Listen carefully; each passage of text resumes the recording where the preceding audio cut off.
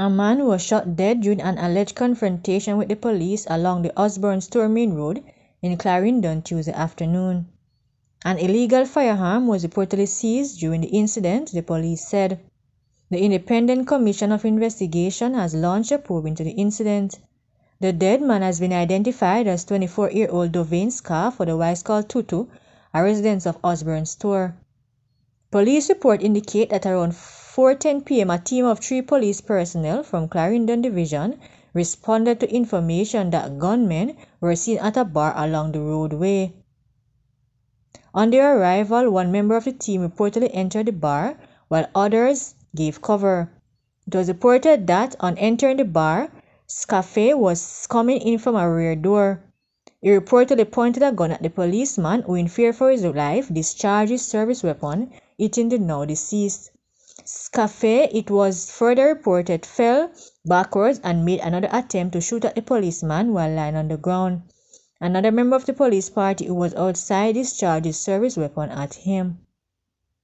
A 9mm semi-automatic pistol was reportedly taken from the injured man.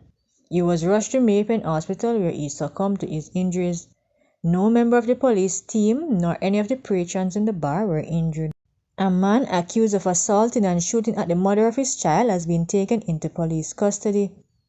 The 27-year-old man, who is from Comfort Hall in Anchovy, St. James, is alleged to have shot at the woman when she turned up at his home on Sunday. Reports reaching Observer Online indicate that around 9:30 p.m., the baby's mother went to the accused man's house where an argument developed between them. The police revealed that during the dispute, a firearm was brandished and used to hit the woman on the left side of her face, causing bruising and swelling. The gun was then allegedly pointed in the woman's direction and a shot fired. She was not hit. The man reportedly left the house and a report was made to the police.